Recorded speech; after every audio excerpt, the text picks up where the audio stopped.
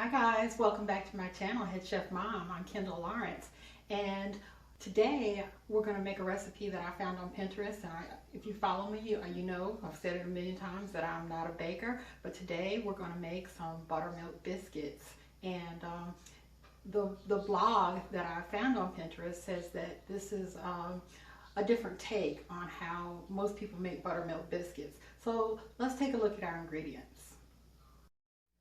Okay, so here are our ingredients. The recipe calls for buttermilk, and I don't have any, but I'm going to make some. So I'm going to make some buttermilk with 1 cup of regular milk.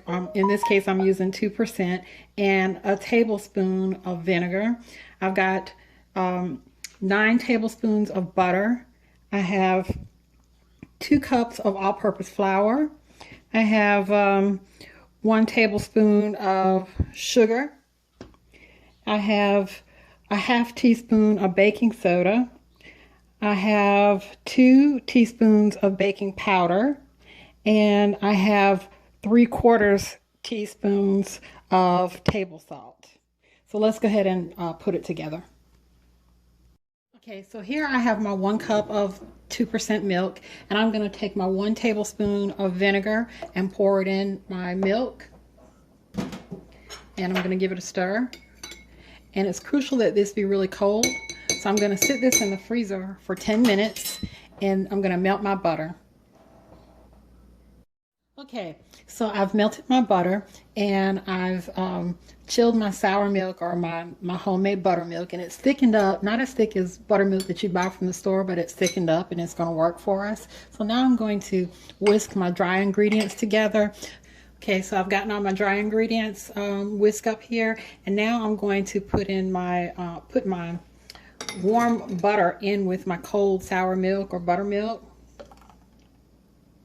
and I'm going to stir it around until the butter forms little clumps.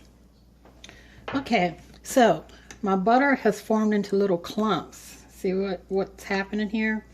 Once that warm butter hit the cold milk, it forms into clumps. And so now we're going to pour this into our dry mixture and stir it around until it pulls away from the sides.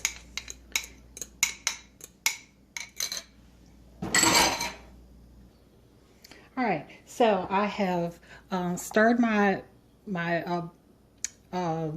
biscuit mix up until it's not wet anymore. It's firm and it pulls away from the sides of the bowl easily. So I've generously floured my work surface here, and I'm just gonna fold this out onto my work surface, and I'm gonna turn it several times. Well, not several times, but I'm gonna turn it until it's coated with flour.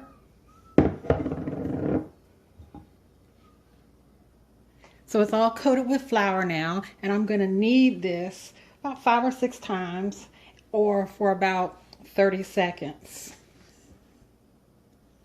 Okay, so the dough has been kneaded, and I have it in about a 6-inch square. That's maybe about 1.5 inches high, and it says to use a 2.5-inch biscuit cutter, but since I've only made biscuits from scratch maybe 1, maybe 2 times in my entire life, I don't have a biscuit cutter, so I'm going to use this little cup, and I measured it, and it's almost about 2.5 inches wide. Only thing is it has this little lip, so these are not going to be perfect biscuits, I don't think, but we're going to make do. Okay, so I'm just going to cut out about 4 biscuits. Well, that's not bad.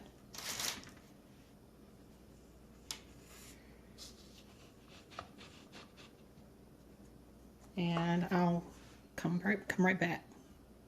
Okay, so I got 4 biscuits cut out and set over there on my parchment lined tray, and I'm going to try to cut out a couple more.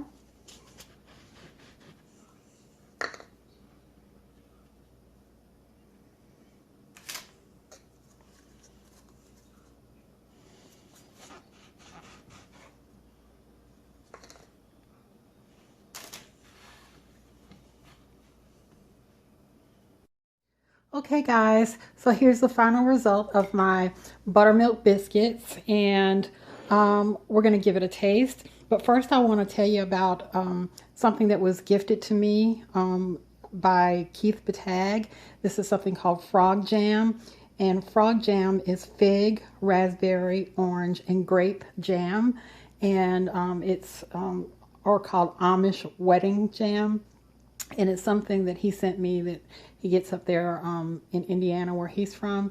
And I'm going to give it a try on my biscuits. I'm contemplating a recipe that I'm going to do with it this week, and I really think I need to taste it first before I decide on the final recipe that I'm going to do. So let me give it a taste.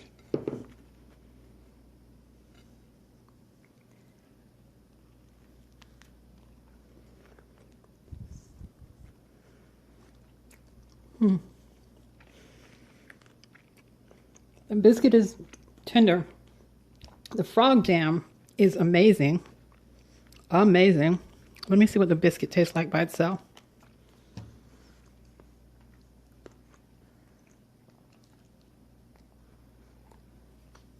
The biscuit is fluffy. It's moist. It's buttery.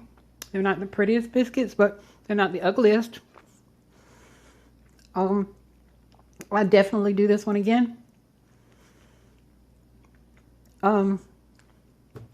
It's a good biscuit. Not a huge biscuit, just the right size.